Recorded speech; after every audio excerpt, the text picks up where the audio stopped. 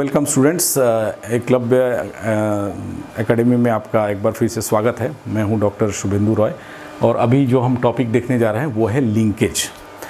तो लिंकेज एक ऐसी घटना है जहां पर ये बोला जाता है कि जो क्रोमोसोम पे जो जीन है वो जीन एक साथ रहना चाहते हैं जब उनका सेग्रीगेशन होता है, और जब अगली पीढ़ी में जाते हैं तो ये कहा जाता है कि जो जीन एक ही क्रोमोसोम में मौजूद हैं वो हमेशा एक साथ रहना चाहते हैं। तो इस घटना को लिंकेज बोला जाता है। ये क्या है हम देखेंगे। तो जो जीन्स जब ऑर्गेनाइज रहते हैं क्रोमोसोम्स के ऊपर, क्रोमोसोम्स को जो जीन पाए जाते हैं तो उसमें एक किस तरह से जीन का अरेंजमेंट रहता है, किसके बाद कौन सा जीन रहता है, कौन से क्रोमोसोम पे कौन सा जीन है, तो इसको समझने के लिए लिंकेज की डिस्कवरी जो है एक बहुत ही माइलस्टोन मानी जाती है। लिंकेज का डिस्कवरी होने से क्रोमोसोम्स के ऊपर जीन किस तरह से अरेंज रहते हैं, कैसे अरेंज रहते हैं, ये सब के बारे में लोगों को जानकारी मिली। तो लिंकेज जो है बोलते हैं कि टेंडेंसी, लिंकेज मतलब tendency for genes on the same chromosome to remain together.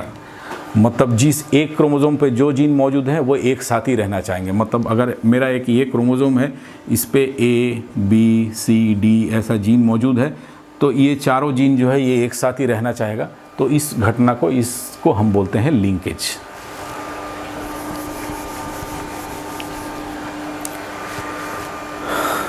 तो पहले शुरू में जो जेनेटिसिस्ट थे, जो इसको जेनेटिक को लेकर स्टडी करते थे, तो लिंकेज के बारे में वो थोड़े से कंफ्यूज थे कि वो किस तरीके से होता है। कुछ कैरेक्टर्स वो देखते थे कि जो ऐसा टेंडेंसी हो रही है कि साथ ज़्यादा पेरेंट्स में जो है वो ऑफस्प्रिंग में ज़्यादा दिख रहा है, कॉम्बिनेशन कम दिख रहा है। और उसमें से एक थे मॉर्गन और उनके स्टूडेंट्स। तो इन्होंने ये सोचा कि जीन्स जो है वो इसको समझने के लिए, इस घटना को समझने के लिए, क्योंकि कुछ लक्षण ऐसे मिल रहे थे उनको जिनका जब वो अध्ययन कर रहे थे, तो मेंडल ने जैसा बताया था कि 9:3:1 रेशियो में सेग्रीगेट होता है डाई हाइब्रिड क्रॉस में, वो ऐसा नहीं हो रहा था।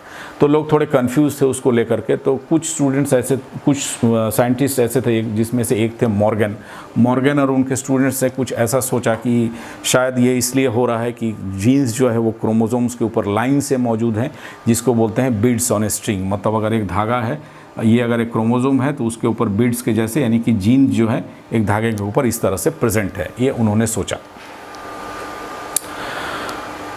पर जो पहला एविडेंस है कि लिंकेज ऐसा हो रहा है, कि टेंडेंसी जो है जीन की एक साथ रहने की, ऐसी घटना सचमुच में हो रही है, तो इसके बारे में सबसे पहला एविडेंस जो है बैटेसन और पुनेट ने दिया। उन्होंने फ्लावर कलर को स्टडी किया और पॉलन शेप को स्टडी किया। तो ये दो कैरेक्टर्स लेके उन्होंने स्टडी किया। तो डाई हाइब्रिड क्रॉस है उन्होंने जो बना के उन्होंने सबसे पहले उन्होंने एक एक्सपेरिमेंटल एविडेंस दिया, जिससे कि लिंकेज की पुष्टि हुई कि ऐसी घटना होती है जहाँ पे दो जीन जो एक साथ हैं क्रोमोसोम पे, वो एक साथ रहना चाहते हैं। तो ये उन्होंने जो क्रॉस बनाया था वो ये था, उन्होंने पर्पल फ्लावर और लॉन्ग पॉलन को लिया था, और दूसरा जो पेरेंट लिया था वो रेड फ्लावर और राउंड पॉलन को लिया था। उन्होंने जब उसका क्रॉस बनाया तो उसमें सारे उनको पर्पल और राउंड मिले, यानी कि ये इसके ऊपर और ये इसके ऊपर डोमिनेंट था। जब उन्होंने सेल्फ फर्टिलाइजेशन किया, उसको F2 बनाया, तो F2 में जो एक्चुअल मेंडल के हिसाब से जो मिलना चाहिए था वो 9:3:1 रेशियो मिलना चाहिए था, लेकिन उनको जो मिला वो कुछ और मिला। हम देखेंगे कि जो पेरेंटल टाइप है, मतलब जो दो पेरेंट है, उस टाइप वाले जो कॉम्बिनेशन है, यानी कि पर्पल और लॉन्ग ये, और रेड और राउंड ये दोनों की संख्या ज़्यादा है, और जो रिकॉम्बिनेशन वाले हैं, जो उस दोनों का कॉम्बिनेशन है, वो बहुत कम है। ये 21 मिले, ये 284 और 55। तो ये मेंडल का जो नियम बोलता है कि 9:3:1 होता है, उससे क्लियर कट डेविएशन था।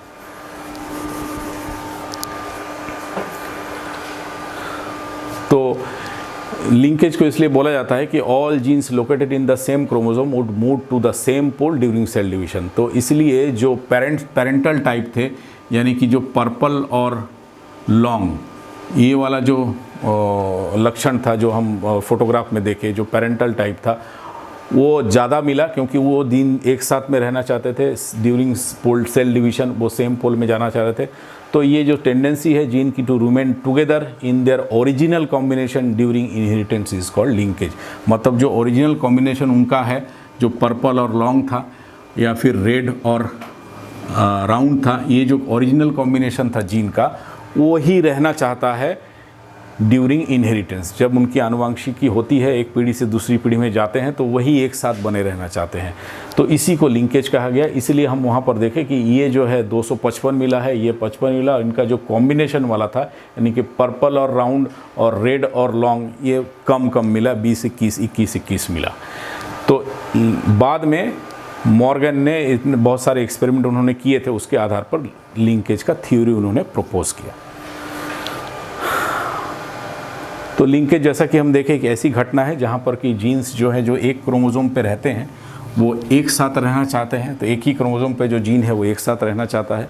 तो लिंकेज के टाइप्स क्या है वो देखेंगे। एक तो है कॉम्प्लीट लिंकेज, जहाँ पर रिकॉम्बिनेंट टाइप F2 में मिलेगा ही नहीं, यानी कि अगर मैं दो कॉम्बिनेशन लिया हूँ जैसे पर्पल और लॉन्ग, और दूसरा जो है रेड और राउंड को जैसा मैं लिया हूँ, तो ये पेरेंटल कॉम्बिनेशन ही मिलेगा और इनका कॉम्बिनेशन जैसे पर्पल के साथ राउंड और रेड के साथ लॉन्ग, ये कॉम्बिनेशन मिलेगा ही नहीं।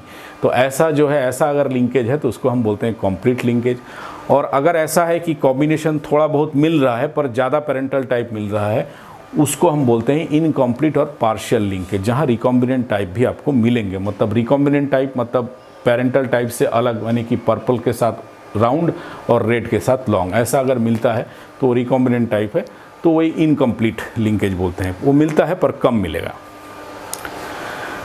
कपलिंग फेज, जहाँ पर डोमिनेंट एलील्स एक साथ हैं, मतलब सेम क्रोमोसोम पे दोनों जो एलील्स है, दोनों कैरेक्टर के जो दोनों एलील हैं वो डोमिनेंट एलील है। मतलब मैं अगर एक होमोलोगस क्रोमोसोम की बात करूं, ये इसमें भी पर्पल वाला जीन है और यहाँ भी लॉन्ग वाला जीन है, ऐसा अगर कॉम्बिनेशन है तो उसको हम बोलते हैं कपलिंग फेज, जहाँ डोमिनेंट एलील्स एक साथ पे हैं और ये एक साथ ही जा रहे हैं। नेक्स्ट, और दूसरा जो है जिसको हम बोलते हैं रिपल्शन फेज, यानी कि एक डोमिनेंट है तो दूसरा जो है वो रेसेसिव का कॉम्बिनेशन है, यानी कि पर्पल के साथ अगर राउंड है और यहाँ पर्पल के साथ राउंड है, और दूसरा जो हम कॉम्बिनेशन देख रहे थे वो रेड के साथ लॉन्ग है। अगर ऐसा कॉम्बिनेशन है, पर्पल के साथ राउंड वाला है और रेड के साथ लॉन्ग वाला है, ऐसा कॉम्बिनेशन है जो कि एक डोमिनेंट एक रेसेसिव है, मतलब कि पर्पल कलर रेड के ऊपर डोमिनेंट है और ये जो राउंड है वो लॉन्ग के लिए रेसेसिव है, मतलब एक डोमिनेंट है एक रेसेसिव है। ऐसा कॉम्बिनेशन अगर है लिंकेज का तो उसको हम बोलते हैं रिपल्शन फेज। ऑटोसोमल लिंकेज, मतलब जो लिंक्ड जीन है वो ऑटोसोम में मौजूद है, यानी जैसा कि ह्यूमंस में हम देखते हैं कि 40 क्रोमोसोम या 23 जोड़े रहते हैं, जिसमें एक जोड़ा क्रोमोसोम जो XY है जो कि सेक्स डिटर्मिनेशन में हिस्सा लेता है, उसको छोड़ के जो बाकी 22 जोड़े हैं उनको हम ऑटोसोम्स बोलते हैं। तो ऐसा कोई जीन का जोड़ा जो लिंकेज शो कर रहा है और ऑटोसोम में मौजूद है, उसको हम बोलेंगे ऑटोसोमल लिंकेज।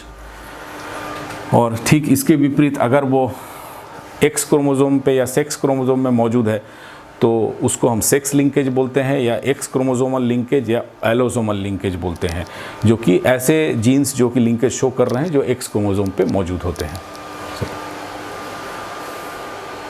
तो फीचर्स ऑफ लिंकेज हम देखेंगे कि लिंकेज जब रहता है दो या दो से ज़्यादा जीन में, अगर लिंकेज शो कर रहा है मतलब वो एक साथ टेंडेंसी उसकी है रहने की, तो उसमें क्या क्या उसके फीचर्स होते हैं। एक तो लिंकेज के लिए कम से कम 2 जीन होना पड़ेगा, तभी हम देख पाएंगे कि दोनों एक साथ रहना चाह रहा है कि नहीं। तो 2 और मोर जीन्स इसमें होना पड़ेगा, सिंगल जीन से लिंकेज नहीं होगा।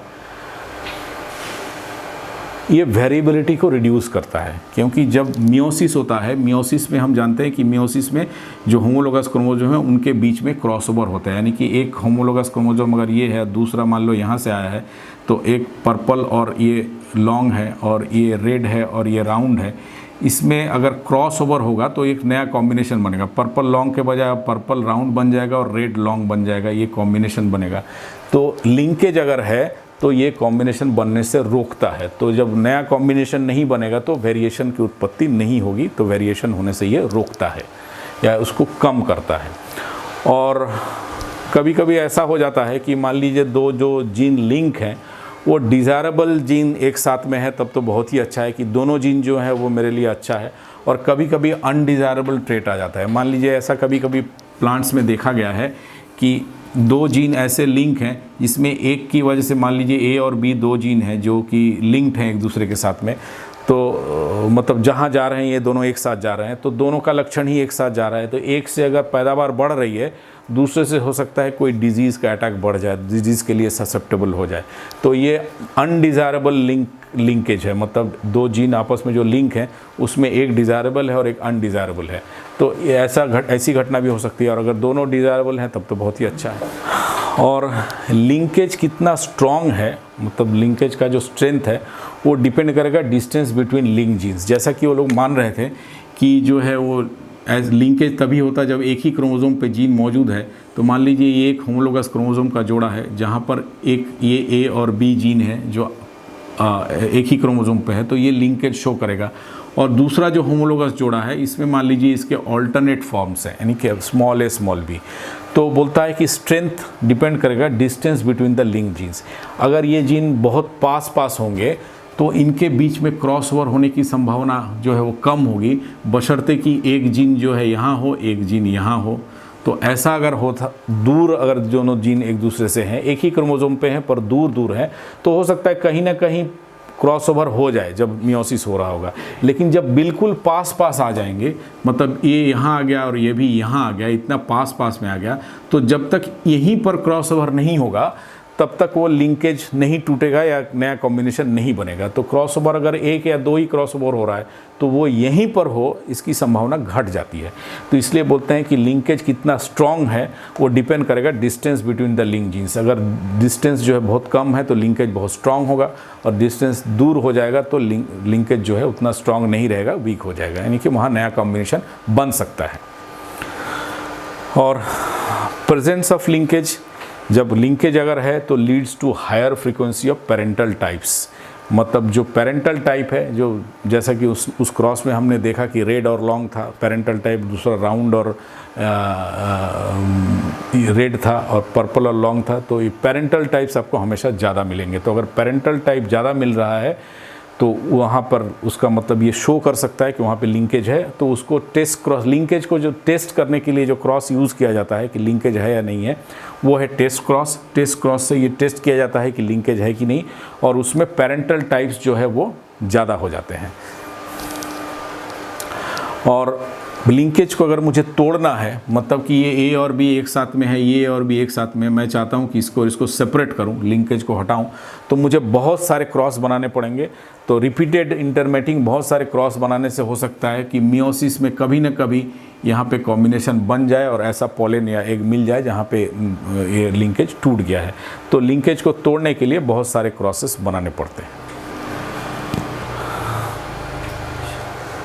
तो टेस्ट क्रॉस जो है उसको लिंकेज के लिए यूज़ किया जाता है। तो अगर ये पूछता है कि कौन सा क्रॉस से हम टेस्ट करते हैं कि लिंकेज है या नहीं है, तो उसको टेस्ट क्रॉस का इस्तेमाल किया जाता है। इसमें लिंकेज के साथ एक टर्म आता है प्लियोट्रॉपी करके। तो प्लियोट्रॉपी वो घटना है जहाँ पर ये बोला जाता है कि जब एक ही जीन एक से ज़्यादा कैरेक्टर को कंट्रोल कर रहा है, दो कैरेक्टर को कंट्रोल कर रहा है, तो उसको हम बोलते हैं प्लियोट्रॉपी। और लिंकेज में भी हम देख रहे हैं कि दो जीन एक साथ जा रहे हैं, तो एक साथ जा रहे हैं तो दोनों लक्षण एक साथ जा रहे हैं। तो कभी कभी इसमें कन्फ्यूज़न हो सकता है कि ये जो घटना हो रही है, ये दो लक्षण हमेशा एक साथ दिख रहे हैं, तो वो क्या दो अलग अलग जीन है जो बहुत पास में है, बहुत टाइटली लिंक्ड है, या एक ही जीन जो है दोनों को कंट्रोल कर रहा है। तो वो जब दो अलग अलग जीन है लेकिन बहुत पास हैं और बार बार साथ साथ जा रहे हैं तो वो लिंकेज है। और एक ही जीन अगर दोनों कैरेक्टर को कंट्रोल कर रहा है तो वो प्लियोट्रॉपी है। तो क्लोज एसोसिएशन बिटवीन टू और मोर जीन्स में result either due to linkage or pleiotropy, मतलब दो कैरेक्टर हमेशा साथ साथ हैं जा रहे हैं, तो हो सकता है दोनों बहुत टाइट लिंकेज हो, या वो प्लियोट्रॉपी भी हो सकता है, या दोनों चीज़ें हो सकती हैं। प्लियोट्रॉपी बोलता है refers to the control of two और more characters by a single gene, मतलब एक ही जीन दो या दो से ज़्यादा कैरेक्टर को कंट्रोल कर रहा है। और टाइट लिंकेज अगर है तो उससे भी लग सकता है कि हो सकता है एक ही जीन हो। तो ये इसमें से कैसे हम समझ पाएंगे कि प्लियोट्रॉपी है या लिंकेज है, तो उसका एक तरीका है कि उसमें बहुत सारे हम क्रॉस बना के देखें। अगर दो अलग अलग जीन हैं, ए बी, अलग अलग कैरेक्टर के लिए अलग अलग जीन है लेकिन बहुत क्लोज हैं, तो हमेशा एक साथ जा रहे हैं। लेकिन अगर बहुत सारे क्रॉसेस बनाएंगे तो हो सकता है उसमें कोई कॉम्बिनेशन ऐसा मिल जाए जहाँ पे उनके बीच क्रॉसओवर हो जाए और ये दोनों लक्षण अलग अलग हो जाए। तो अगर ऐसा अलग अलग हो जाएगा, बहुत सारे क्रॉस में कोई एक आध मिल गया, इसका मतलब ये है कि वो लिंकेज था। और अगर बहुत सारे क्रॉस बनाने के बाद भी लार्ज नंबर ऑफ क्रॉसेस में फिर भी ये हमेशा ही साथ मिल रहा है, रिकॉम्बिनेंट टाइप मिल ही नहीं रहा है, तो इसका मतलब वो प्लियोट्रॉपी हो सकता है। इसमें एक टर्म यूज़ किया जाता है लिंकेज ग्रुप। तो लिंकेज ग्रुप मतलब बोलता है एक ग्रुप ऑफ जीन्स जो हमेशा एक साथ रहना चाहते हैं, उनको लिंकेज ग्रुप बोलते हैं। तो कौन से जीन हैं जो एक साथ रहना चाहेंगे? नेचुरली जो एक क्रोमोसोम पे जितने भी जीन हैं, एक अगर ये मेरा एक क्रोमोसोम है तो इसमें जितने भी जीन हैं वो चाहेंगे कि अगर उसमें क्रॉसओवर ना हो तो हमेशा एक ही साथ जाएंगे। तो इसलिए एक क्रोमोसोम पे जितने जीन रहते हैं उनको एक लिंकेज ग्रुप बोला जाता है। तो लिंकेज ग्रुप शब्द का इस्तेमाल जो है वो क्रोमोसोम के लिए समानार्थी रूप से भी किया जाता है। मतलब अगर एक लिंकेज ग्रुप की बात करते हैं मतलब एक ही क्रोमोसोम का बात कर रहे हैं। मेज में जैसे मैं बोलता हूँ कि 20 क्रोमोसोम है, यानी कि 10 जोड़े क्रोमोसोम है, मतलब 10 लिंकेज ग्रुप हैं। मतलब एक एक क्रोमोसोम में जो जीन है वो एक साथ रहते हैं, तो 10 लिंकेज ग्रुप हैं। तो इसलिए क्रोमोसोम के लिए भी मतलब एक क्रोमोसोम में जो जीन है उसको एक लिंकेज ग्रुप बोला जाता है। तो इसलिए बोला है linkage group is a group of jeans.